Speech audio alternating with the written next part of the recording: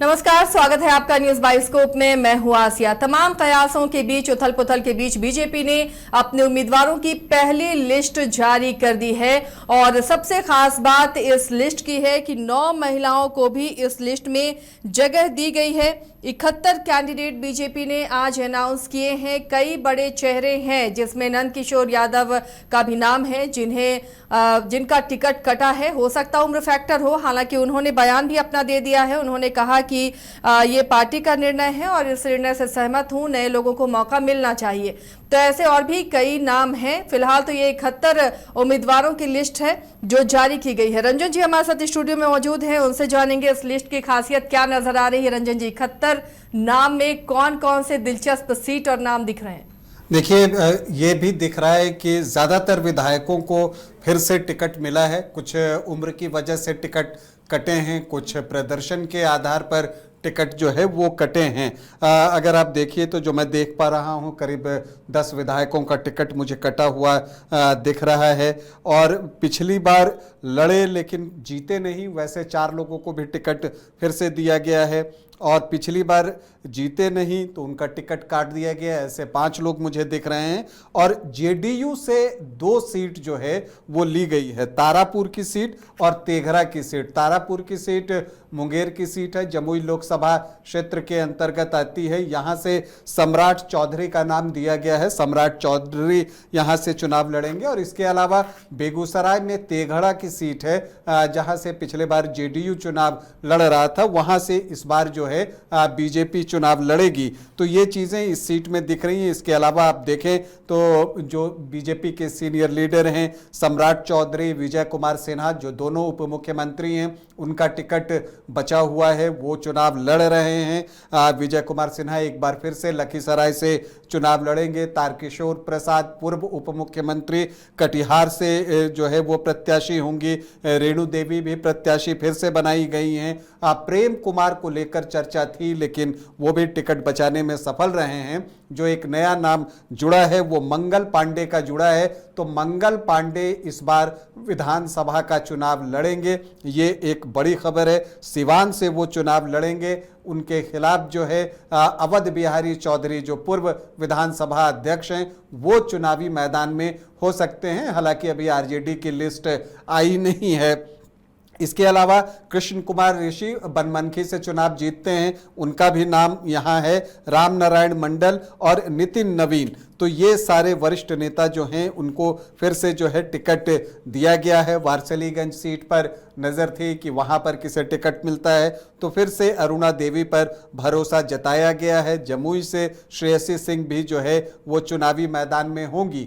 लेकिन जिन सीटों पर पिछले कल बल्कि कह लीजिए ये चर्चा चल रही थी कि वो सीट एलजेपीआर के खाते में जा रही है, उसमें से मैं देख रहा हूं कि जो हिसुआ सीट है बीजेपी के पास ही है। अनिल सिंह ही यहाँ से चुनाव लड़ रहे हैं। इसके अलावा लालगंज सीट की चर्चा हो रही थी, तो लालगंज सीट पर भी जो है वो संजय सिंह जो है वो चुनाव लड़ते हुए आपको दिखेंगे। संजय सिंह, उनका भी टिकट जो है वो नहीं कटा है। हाजीपुर से अवधेश सिंह के नाम की भी चर्चा थी कि चिराग पासवान उस सीट की डिमांड कर रहे हैं, लेकिन वहाँ से भी बीजेपी ने अवधेश सिंह को ही टिकट बनाया है। तो अब इससे लगता है कि जो कल लिस्ट फ्लोट हो रहे थे सोशल मीडिया पर, उसमें कुछ चीज़ें सही थी, कुछ बस ऐसे ही लिख दिया गया था और वो चीज़ें यहाँ पर बदले हुए रूप में दिख रही हैं। जो एक ख़ास बात है, औराई से रमा निषाद जो है वो चुनाव लड़ेंगी। राम सूरत राय जो बीजेपी के विधायक थे, उनका टिकट कटा है। रमा निषाद पूर्व सांसद अजय निषाद की पत्नी हैं। अजय निषाद लोकसभा चुनाव के समय कांग्रेस के टिकट पर जो है वो चुनाव लड़े थे, लेकिन उनकी वापसी अभी कुछ दिन पहले ही, 2-3 दिन पहले हुई और उनकी पत्नी को उसी समय ये चर्चा हो रही थी कि रमा निषाद को फिर से टिकट मिलेगा। जो भी मंत्री हैं इस पहली लिस्ट में, वो सब अपनी सीट बचाने में कामयाब रहे हैं, चाहे वो जीवेश कुमार मिश्रा हों, केदार प्रसाद गुप्ता हों, सभी जो है वो अपनी सीट बचाने में कामयाब रहे। कृष्ण कुमार मंटू हों तो सुरेंद्र मेहता हों, सभी ने जो है अपनी अपनी सीट जो है वो बचाई है। मतलब वो फिर से बीजेपी के प्रत्याशी आपको बनाए गए हैं। एक बड़हरा की सीट थी जहां पर बहुत चर्चा थी कि राघवेंद्र प्रताप सिंह का टिकट कट सकता है, क्योंकि अमरिंदर प्रताप सिंह, या माफ कीजिएगा, आरके सिंह के साथ उनके रिश्ते अच्छे नहीं हैं और लोकसभा चुनाव के समय उनके व्यवहार से या प्रदर्शन से जो है आरके सिंह बहुत खुश नहीं है। लेकिन यहां पर राघवेंद्र प्रताप सिंह को फिर से टिकट दिया गया है। इसके अलावा कांग्रेस से भाजपा भी आए, पिछले बार विक्रम से चुनाव लड़े थे सिद्धार्थ सौरभ, वो कांग्रेस के टिकट पर पिछली बार चुनाव जीते थे, लेकिन अब वो बीजेपी में आ गए हैं, तो उनको भी विक्रम से जो है चुनावी मैदान में उतारा गया है। भाजपा के वरिष्ठ नेता राम कृपाल यादव, वो दानापुर से चुनाव लड़ेंगे। आशा देवी का टिकट कटा है, पिछली बार आशा देवी वहां से चुनावी मैदान में थी, चुनाव जीत नहीं सकी थी, लेकिन यहां पर इस बार राम कृपाल यादव को टिकट दिया गया है। पटना साहिब से जो नंद किशोर यादव का टिकट कटा है, उनकी जगह रत्नेश कुशवाहा को टिकट मिला है, और कुम्हरार में अरुण कुमार सिन्हा का टिकट काटकर संजय गुप्ता को दिया गया है। तो ये इस लिस्ट की आप कह सकती हैं कि एक महत्वपूर्ण बात है। कटोरिया जो अनुसूचित जनजाति के लिए आरक्षित सीट है, वहां से विधायक निकी हेम्ब्रम का टिकट भी काट दिया गया है और उनकी जगह पूरण लाल टुडू को जो है टिकट मिला है। लेकिन अश्वनी चौबे के बेटे रोहित पांडे को जो है वो भागलपुर से टिकट एक बार फिर से दिया गया है। तो ये सारी चीजें जो है इस पहली लिस्ट में बीजेपी के दिख रही हैं। चलिए, बिहार से हमारे साथ संपादक इसके राजीव भी जुड़ गए हैं। राजीव जी, बीजेपी की पहली लिस्ट आ गई है, 71 नाम है। कौन कौन सी ऐसी सीट आपको इसमें नजर आ रही है जिस पर पेच फंस रहा था और उसे सुलझा लिया गया है, उसके बाद ये लिस्ट निकली?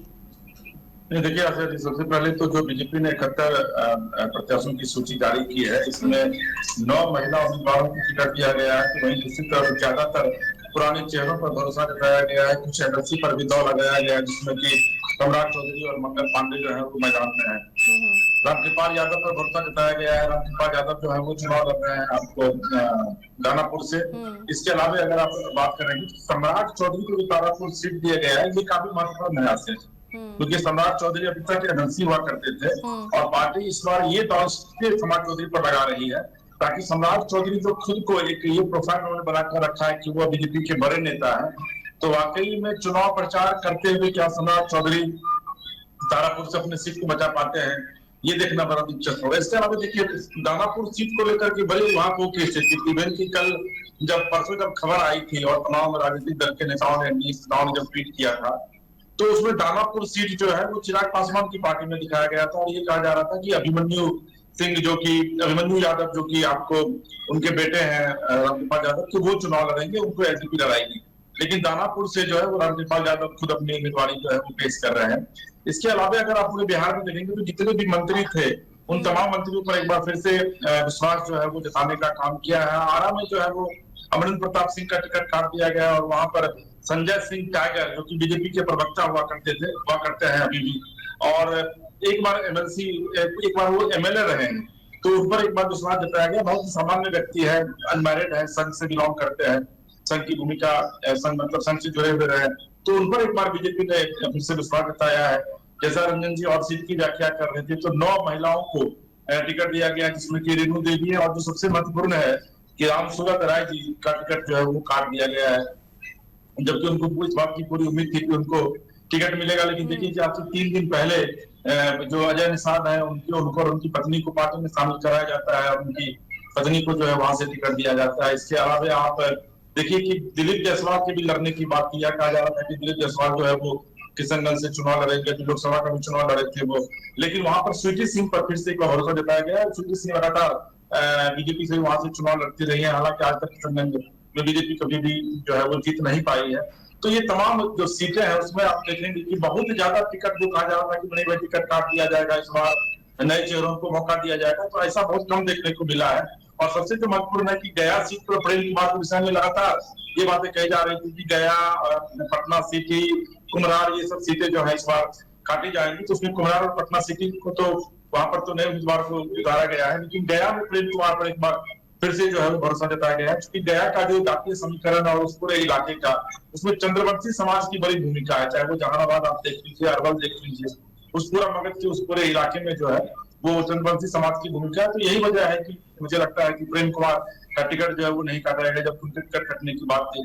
और बाकी आप देख लीजिए संजय सरावगी। यहाँ एक और महत्वपूर्ण खबर है कि मधुबनी से जो है एक खबर आ रही थी कि मैथिली ठाकुर को जो है वो चुनावी मैदान में उतारा जाएगा, तो वो नहीं उतारा गया। वहां से मैथिली ठाकुर के जिस सीट की चर्चा की जा रही थी मधुबनी में, देखिए एग्जैक्ट मुझे अभी नाम नहीं याद आ रहा है, वहां पर बीजेपी ने दूसरे उम्मीदवार को, दूसरे प्रत्याशी को जो है वो बतौर उम्मीदवार बनाया। तो मैथिली ठाकुर का नाम भी जो है इस बार मतलब ये कहा जा रहा था कि मैथिली ठाकुर चुनाव लड़ेंगे। उन्होंने खुद ट्वीट भी किया था मैथिली ठाकुर ने, तो मैथिली ठाकुर पर बीजेपी ने इस बार भरोसा नहीं जताया है। लेकिन इन सब के बीच जो सबसे बड़ी खबर है आसिया जी, जो अभी ब्रेकिंग आप उसको कह सकती हैं, कि जो मंडल साहब, गोपाल मंडल जो बैठे हुए थे नीतीश जी के आवास के सामने, उनको पुलिस अभी उठा करके वहां से ले गई है।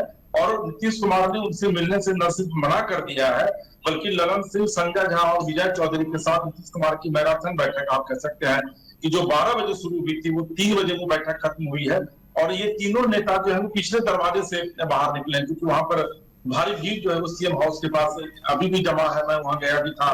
तो गोपाल मंडल को पुलिस अभी वहां से उठा करके ले गई है, और अजय मंडल ने गोपाल मंडल की वजह से ही इस्तीफा दिया था, जो भागलपुर के सांसद है, भागलपुर से अश्विनी चौबे की बेटी को बीजेपी ने उम्मीदवार भी बनाया है। तो अजय मंडल का यह कहना था कि गोपाल मंडल जो है वो पार्टी की छवि को लगातार 5 साल में धूमिल करते रहे। और आपको याद भी होगा कि जब लोकसभा चुनाव का वक्त आया था, तो उस समय अजय मंडल को गोपाल मंडल में ठंड दी गई थी। तो अजय मंडल ने इसी वजह से अपना इस्तीफा जो है वो सीएम को भेजा था। मुझे लगता है कि अजय मंडल अपना इस्तीफा वापस ले लेंगे, हालांकि उस पर सीएम ने अभी तक कोई विचार विमर्श नहीं किया। तो गोपाल मंडल की वजह से तो ये तय है कि गोपाल मंडल का टिकट जो है वो कट गया है। थोड़ी सी और हम लोग चर्चा कर लेते हैं। एनडीए में अभी भी नाराजगी है, नीतीश कुमार पूरी तरीके से अभी भी नाराज चल रहे हैं, और यह कहा जा रहा है कि आज 71 सूची बीजेपी ने जारी की है। अब अगली जो सूची बीजेपी जारी करेगी, और अगर एनडीए गठबंधन बना रह जाता है, इसकी कोई संभावना है, तो उसमें सिर्फ 30 सीट ही जारी करेगी। एक सीट की कुर्बानी जो है वो बीजेपी दे रही है, क्योंकि नीतीश कुमार ने कहा कि आज तक जब 2005 से लेकर के लगातार चुनाव जब साथ कर रहे हैं एनडीए के, तो उसमें बीजेपी जेडीयू जो है वो बड़े भाई की भूमिका में रही है। तो इस बार फिर ऐसा क्या हुआ कि पैनल आपने समानांतर सीटों का बंटवारा किया है। तो जो जानकारी मिल रही है सूत्र से कि बीजेपी जो है वो अब 100 सीट पर चुनाव लड़ेगी, और 29 सीट की घोषणा और वो कर सकती है।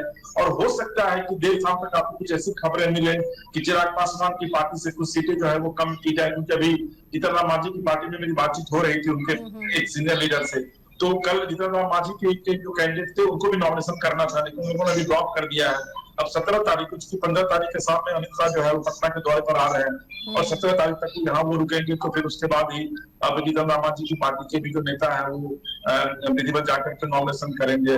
हालांकि जेडीयू की तरफ से आज कई जगह पे नॉमिनेशन किया गया है। मोकामा से आनंद सिंह नॉमिनेशन किए हैं, भाई विजेंद्र यादव जो है वो क्या रहा है, सुपौल से नॉमिनेशन किए हैं। नॉमिनेशन भी हो रहा है, अब प्रत्याशियों की लिस्ट भी जारी हो रही है, लेकिन अंदर खाने ये भी कहा जा रहा है कि अभी तक तालमेल नहीं हो पाया। नहीं, देखिए आसिया जी, वाकई में अगर आप देखें तो चिराग पासवान ने अभी तक, उपेंद्र कुशवाहा ने अपने सीट, जैसे सीट का बंटवारा हुआ, उपेंद्र कुशवाहा ने ट्वीट करके अपने 6 सीटों की जानकारी दे दी। जीतन राम मांझी ने ट्वीट करके जानकारी दे दी, और उसके बाद फिर एक ट्विटर वार आप कह सकते हैं कि विधिवत शुरू हुआ। तमाम नेता जो है ट्वीट करना शुरू किया। अब देखिए कि चिराग पासवान ने अभी तक सीटों की जानकारी अपडेट नहीं किया था, चिराग पासवान अभी उन्होंने नहीं किया है। लेकिन उन्होंने, जब चिराग पासवान को यह पता लगा, चिराग पासवान चंडीगढ़ के दौरे पर है, लेकिन चंडीगढ़ से ही उन्होंने ट्वीट किया और यह कहा कि भाई सब कुछ ठीक ठाक है, और हम लोग आपसी सौहार्द पूर्ण वातावरण में सीटों का बंटवारा हुआ है। और फिर से नीतीश जी की प्रति आस्था जताते हुए चिराग पासवान ने कहा कि बिहार में हमारी सरकार बनेगी। लेकिन जो जानकारी मिल रही है उसके मुताबिक जीतन राम मांझी की 1 सीटें बढ़ाई जा सकती है, 1 सीट जो है वो उपेंद्र कुशवाहा की बढ़ाई जा सकती है। तो 1 सीट बीजेपी छोड़ने के लिए तैयार है।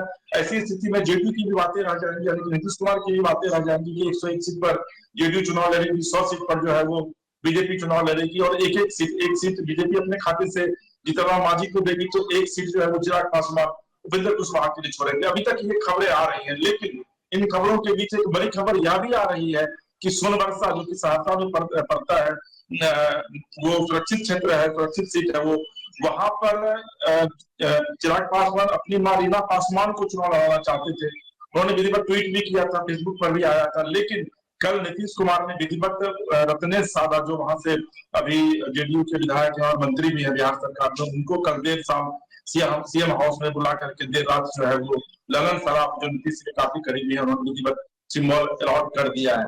तो निश्चित तौर पर आप यह कह सकते हैं कि एनडीए में सब कुछ ठीक ठाक नहीं चल रहा है, लेकिन चूंकि समय अब कम है, मात्र 72 घंटे का समय है सभी पार्टियों के पास, और ऐसी स्थिति में अगर सीटों की घोषणा बीजेपी नहीं करती तो निश्चित तौर पर मामला फंस सकता था। जी आसिया जी। और चलिए रंजन जी, देखिए अभी भी तो खैर ये सीटों को लेकर तालमेल अभी आज शाम तक या कल तक क्लियर हो जाएगा, अगर जहां भी पेंच फंस रहा है।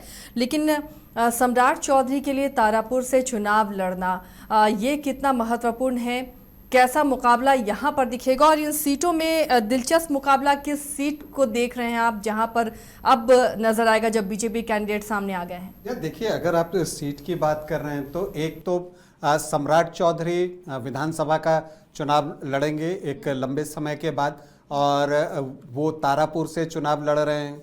वो पहले जेडीयू की सीट थी, उससे पहले तारापुर उनके पिता की भी सीट थी, शकुनी चौधरी भी वहाँ से कई बार चुनाव जीते हैं। तो ये जो है उनके सीट रही है, इसलिए उनके चुनाव लड़ने पर एक ध्यान होगा।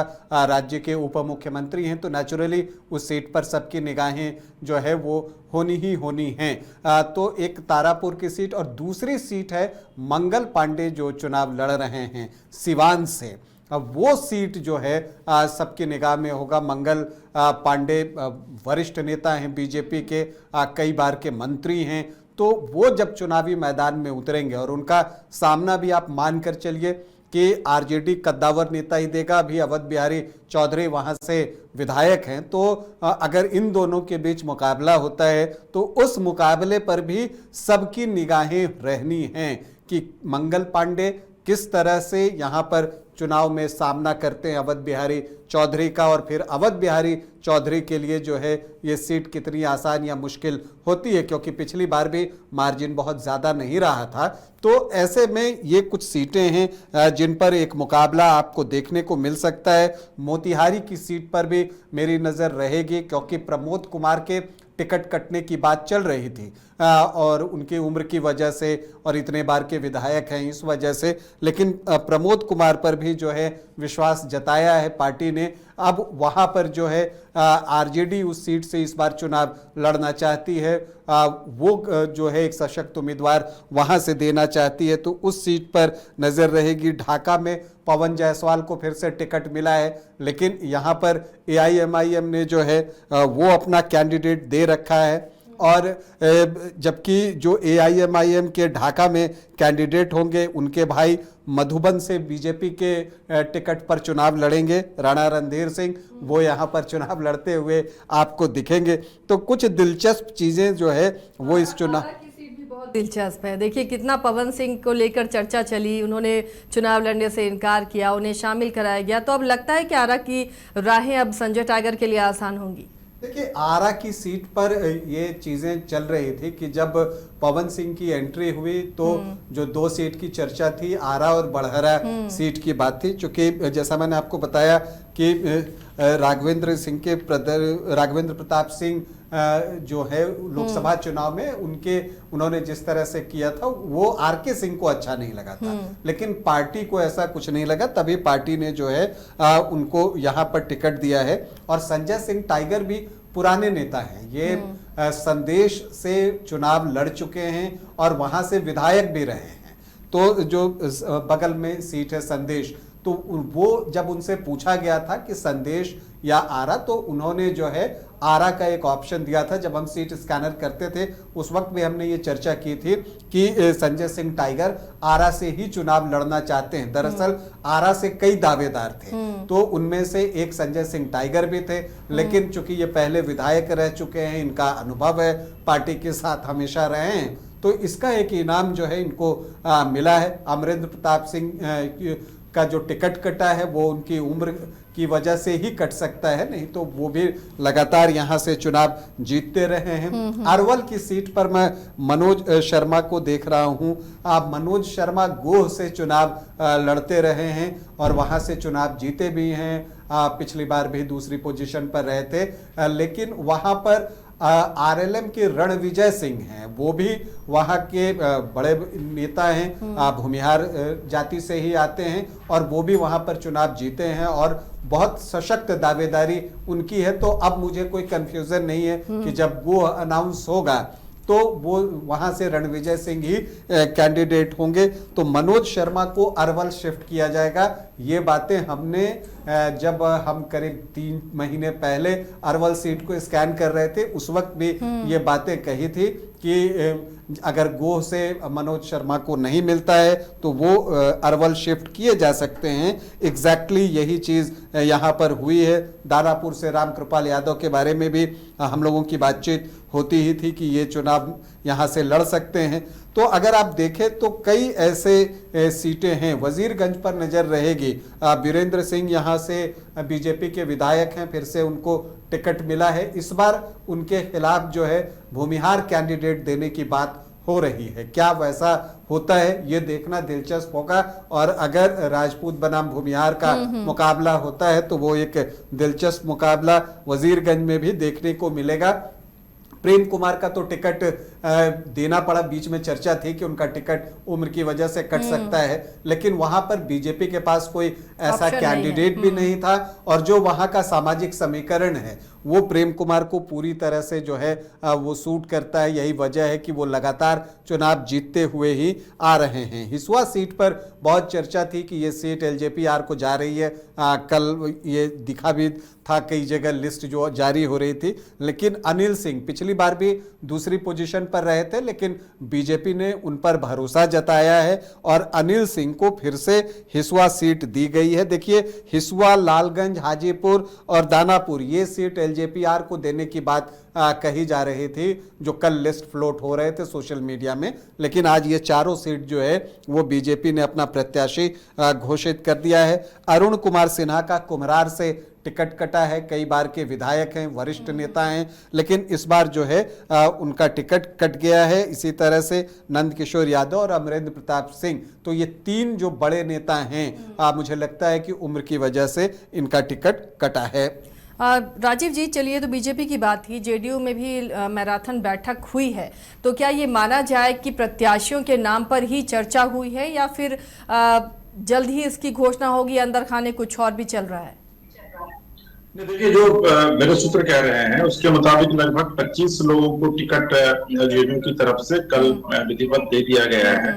और यही वजह है कि आप देखिए कि आज अनंत सिंह या फिर विजेंद्र यादव, उमेश कुशवाहा जो जेडीयू के प्रदेश अध्यक्ष हैं, इन लोगों ने जाके विधिवत नॉमिनेशन करना शुरू भी कर दिया है। अभी तक इन 3 लोगों के नॉमिनेशन की जानकारी मिली है। तो मुझे नहीं लगता है कि जेडीयू जो है वो विधिवत कोई लिस्ट निकालने के मूड में है, क्योंकि जो इंटरनल स्थिति है जेडीयू की, तो नीतीश कुमार काफी गुस्से में है, क्योंकि कल जयकुमार सिंह ने पार्टी से इस्तीफा दिया था और जयकुमार सिंह काफी करीबी माने जाते हैं। और ये भी कहा जा रहा है कि नीतीश जी को इस विषय में जानकारी नहीं थी कि कई ऐसे जो पार्टी के जो पुराने लीडर रहे, जो समता पार्टी के समय से उनके साथ रहे, उनका टिकट काट दिया गया। और जिस तरीके से विपक्ष नीतीश कुमार के ऊपर के विषय में कहता भी रहा है, तो मुझे नहीं लगता है कि जेडीयू फिलहाल सूची जारी करेगी, क्योंकि अगर सूची जारी करना होता तो फिर इन लोगों को टिकट पहले नहीं दे दिया गया होता।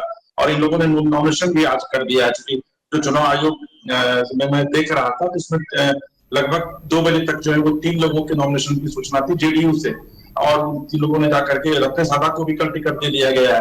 तो जब टिकट एक तरफ आप दे रहे हैं और कभी आप सूची जारी नहीं कर रहे हैं, इसका मतलब ये है कि जेडीयू के भीतर कुछ न कुछ चल जरूर रहा है। हालांकि जैसे मैंने आपको बताया कि मीटिंग लंबी हुई है, उसके बाद कई निर्णय लिए गए हैं। ललन सिंह आकर के बाहर मीडिया से बात कर रहे हैं, वो कह रहे हैं कि भाई सब कुछ ठीक ठाक है और नीतीश जी के जानकारी के बगैर यहाँ कुछ भी कोई भी काम नहीं हो रहा है। संजय झा जो है वो एजेंसी से बात करते हुए कहते हैं कि सब कुछ ठीक ठाक है और दीपक जानबूझ करके इस पूरे मामले को तूल दे रहा है और एनडीए में कहीं से भी कहीं कोई दिक्कत नहीं, और अगर दिक्कत होगी तो हम लोग बैठ करके उसको सुलझा लेंगे। इस वक्त अभी धर्मेंद्र प्रधान आए हुए थे, मैं भी था उस प्रेस कॉन्फ्रेंस में, वहां पर जब उनसे ये सवाल पूछने की कोशिश की गई सीट को लेकर के, तो वो सवाल को टाल गए और उन्होंने कहा कि सब कुछ ठीक ठाक है, इस पूरे मामले पर बात करने की कोई आवश्यकता नहीं है। यानी कि एनडीए के भीतर कुछ न कुछ चल जरूर रहा है आसिया जी, क्योंकि अगर नहीं चल रहा होता तो कल यानी कि 15 तारीख को मेरी कल परसों मेरी बातचीत हुई है जीतनराम मांझी की पार्टी में, तो परसों यानी कि कल 15 तारीख को जो है विधिवत जीतनराम मांझी की जो बहू है वो इमामगंज से नॉमिनेशन करने वाली थी, लेकिन अचानक उसको कैंसिल कर दिया जाता है। उपेंद्र कुशवाहा की पार्टी से जो है वो कई नेता आज और कल में नॉमिनेशन करने वाले थे, उसको फिलहाल कैंसिल कर दिया जाता है। कहते हैं कि 17 तारीख को ये लोग नॉमिनेशन करेंगे आखिरी दिन। और अमित शाह को पटना आना पड़ रहा है, और पहली बार अमित शाह जब पटना आएंगे तो 3 दिनों तक यहाँ पर रुकेंगे। तो निश्चित तौर पर चाणक्य के कहा जाता है बीजेपी का अमित शाह को, और ये पता है बीजेपी को भी कि अगर नीतीश कुमार अभी उठते हैं तो ये नीतीश कुमार के पास कोई विकल्प नहीं है, क्योंकि अब मात्र 2 दिन का समय बचा है नॉमिनेशन के लिए। तो नीतीश कुमार उठ के भी कहीं जाएंगे नहीं, क्योंकि कई जो सोशल मीडिया प्लेटफॉर्म है उन पर ये खबरें आ रही हैं कि भाई नीतीश कुमार रुक गए हैं, वो जा सकते हैं दूसरों के साथ, लेकिन ऐसी कोई बात नहीं है। नीतीश कुमार के पास अब कोई विकल्प नहीं है, वो कहीं नहीं जा रहे हैं, वो एनडीए के साथ ही रहेंगे। लेकिन जो बड़े भाई की भूमिका नीतीश कुमार की होनी चाहिए थी, मुझे लग रहा है कि उस पर नीतीश कुमार का स्टैंड अभी भी कायम है। कई लोगों का कई सीट जो चिराग पासवान मांग रहे थे उन सीटों पर भी कंप्रोमाइज करने की बात चल रही है, जिसमें मैंने आपको बताया कि रतन सारा की सीट जो है वो सुनबरसा से काट दिया गया था, चिराग पासवान के खाते में डाल दिया गया था। उनकी मां वहां से चुनाव लड़ने की तैयारी में चिराग पासवान विधिवत कर रहे थे, लेकिन वो सीट नीतीश कुमार छोड़ने के मूड में नहीं। तो कई इस तरह की लगभग 5-6 सीटें हैं जिसको नीतीश कुमार छोड़ने के मूड में नहीं है। बेगूसराय की कुछ सीटें हैं जो बीजेपी चाहती है कि वो चिराग पासवान को नहीं जाए, क्योंकि वहां पर जो कास्ट इक्वेशन है ईबीसी का जो है वो नीतीश कुमार के पक्ष में शुरू से रहा। नीतीश कुमार चाहते हैं कि भाई वो सीट हमारे पास रहे। तो मुझे लग रहा है कि एनडीए में सब कुछ ठीक ठाक ना होते हुए भी अभी मजबूरी और जरूरी दोनों है, क्योंकि अब समय बहुत कम है। और अगर ये और यही वजह है कि लगातार जेपी की तरफ से सीट लोगों को सिंबल जो है वो दिए भी जा रहे हैं। तो मुझे लगता है कि देर रात तक अपनी तब तक जेडीयू की जो नाराजगी है वो बीजेपी निश्चित तौर पर कोशिश करेगी कि उसको दूर कर लिया जाए। चलिए, शुक्रिया राजीव जी और रंजन जी इस तमाम जानकारी के लिए। तो फिलहाल बिहार चुनाव से जुड़ी हुई तमाम अपडेट आपके सामने हम लाते रहेंगे। बीजेपी ने अपनी पहली लिस्ट जारी की है 71 उम्मीदवारों की, और जल्द ही जदयू भी अपने उम्मीदवारों के नाम की घोषणा करेगा। और इधर अब इंतजार इंडिया ब्लॉक से है कि वहां पर किस तरह सीटों का बंटवारा होता है, कौन कौन से कैंडिडेट होंगे। पल पल की अपडेट के लिए आप देखते रहिए न्यूज़ 22 को।